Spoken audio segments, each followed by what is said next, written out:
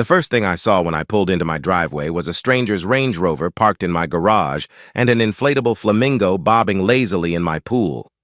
The second thing I saw was HOA President Trudy Kessler screaming into her phone in full-blown panic. "Yes, officers!" she shrieked. The intruder just arrived. "He's claiming to own the house!" The so-called intruder was me, and the house? It was mine. Apparently, Trudy had been living in it for 2 weeks. My name is Grant Delaney. I'm 48 years old, a semi-retired construction magnate, and the owner of a sprawling Mediterranean-style estate in Sycamore Glen. I'd been in Europe for the past month, finalizing a massive development deal when my neighbor Raymond sent me a blurry text photo. "Hey, Grant, someone's sunbathing in your backyard. Thought you should know."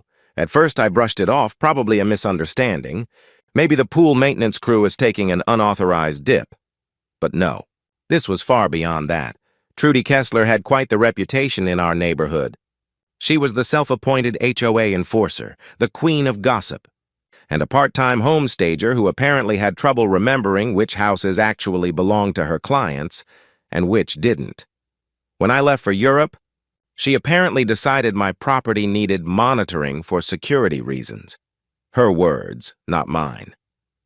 In reality, she had moved right in. Later, after talking to neighbors and reviewing security footage, I pieced it all together. Trudy had been living like royalty in my 6,000-square-foot mansion.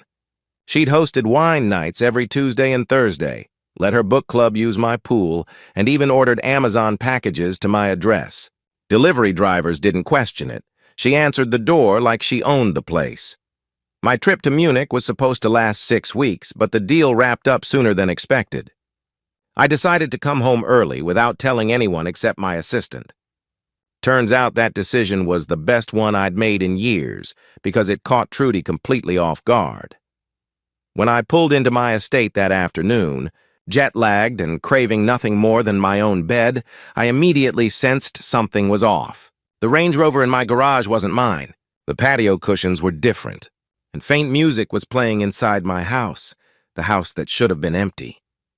I parked in the driveway, grabbed my keys, and walked toward the front door.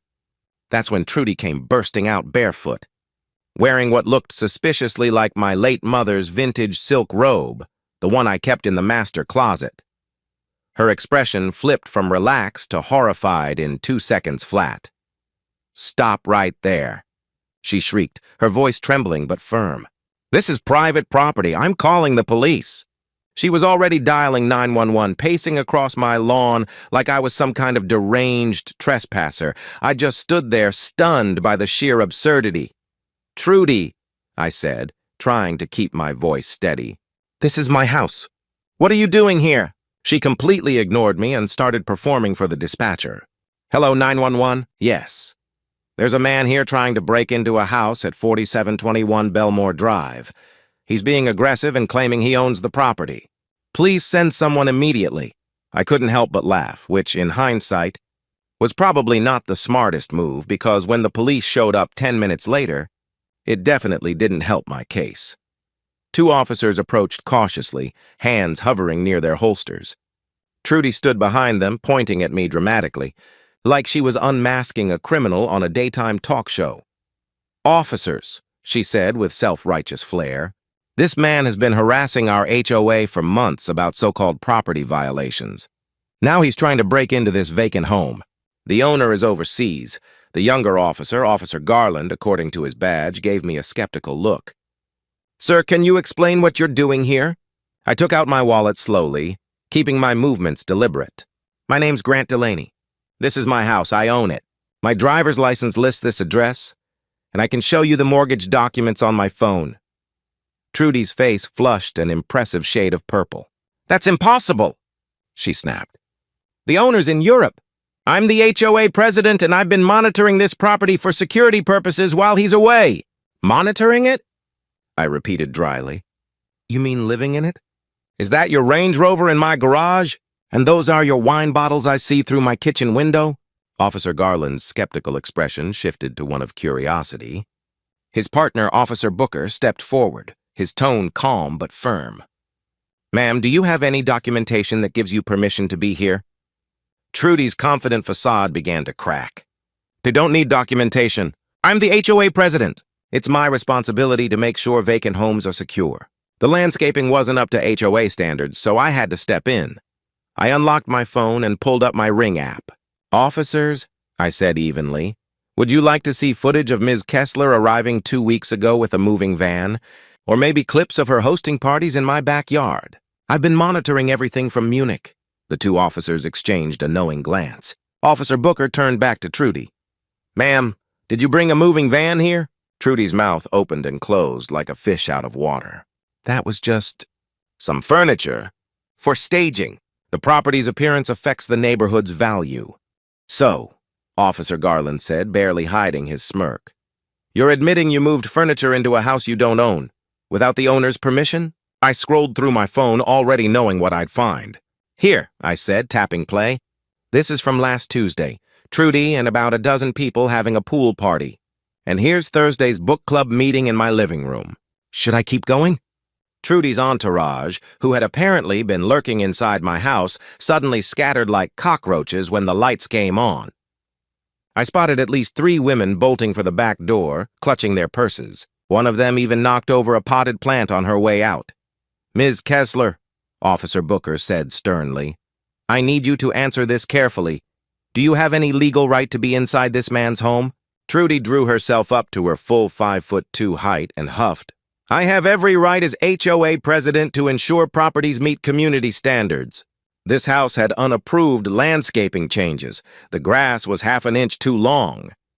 And the mailbox was tilted at an improper angle. Officer Garland actually snorted. Ma'am, none of those things give you the right to move into someone's house. I decided to twist the knife. Officers, I can also show you Amazon delivery confirmations. She's been shipping packages here in her own name. My security system logged at least 15 deliveries. That's when Trudy made her biggest mistake. She suddenly turned and bolted toward the front door, probably to grab evidence or hide something inside. But Officer Booker reacted instantly, grabbing her by the arm. Ma'am, he said firmly, I'm going to need you to stay right here. The next half hour was a satisfying sight to behold. The officers ran her information and discovered this wasn't her first offense. She'd been warned twice before for entering properties without permission, though never anything this outrageous. They also discovered she had changed the access code on my smart lock, effectively locking me out of my own home. Ms. Kessler, Officer Garland announced formally, you're under arrest for breaking and entering criminal trespassing and unauthorized use of property. Trudy let out a shriek so loud I swear it woke every dog in a 3-block radius. You can't arrest me. I'm the HOA president. I was protecting property values. This is a conspiracy.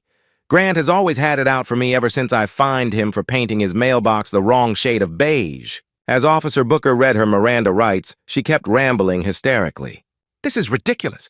I know the mayor. I know the district attorney. You'll all be hearing from my lawyer. I was helping the neighborhood. They led her to the squad car in handcuffs while half the subdivision gathered on their lawns. Mr. Patterson from across the street was filming the whole thing. I knew that video would hit the neighborhood Facebook page before dinner. Before leaving, Officer Garland turned to me. Mr. Delaney, please do a full inventory of your property and file a report. If anything's missing or damaged, we'll add it to the charges. Also, change your locks and security codes immediately. I spent the rest of that afternoon discovering the full extent of Trudy's little staycation. She'd rearranged my living room, hung her own artwork on the walls, and had clearly been sleeping in my master bedroom. The fridge was stocked with her groceries, mostly overpriced organic stuff, and at least 24 bottles of rosé. There was a half-inflated unicorn float in the pool beside the flamingo, and my bathroom counters were covered in an entire army of anti-aging creams. The footage from my security system was even worse. Trudy had been giving tours of my house to her friends, bragging about her temporary residence and how she was keeping an eye on things. One clip even showed her on the phone, boasting that she planned to cite me for HOA violations when I returned, just to establish dominance, she said. By that evening, the story had exploded across social media. Someone had leaked my Ring footage of her arrest, and it went viral in all the local community groups. The comments ranged from shocked to gleefully amused. Turns out, I wasn't the only one she'd been tormenting with her absurd HOA rules and endless citations. 3 days later, the HOA board called an emergency meeting. Practically every homeowner in Sycamore Glen showed up. The meeting lasted exactly 12 minutes. The vote to remove Trudy from the board was unanimous, except for one vote cast in her favor, submitted by her lawyer since she was out on bail. Over the next few months, the criminal case moved forward. Trudy tried to plead her way out of it, but the prosecutor wasn't having it, especially after learning she'd done the exact same thing at her previous apartment complex. She'd actually been evicted for repeatedly entering other tenants' apartments to check for lease violations. Her lawyer argued she had implicit permission as HOA president. The judge wasn't buying it. "Ms. Kessler," he said sternly, "being an HOA president does not make you the feudal lord of the neighborhood. You cannot simply occupy someone's home because you disapprove of their mailbox." In the end, Trudy was convicted on all charges.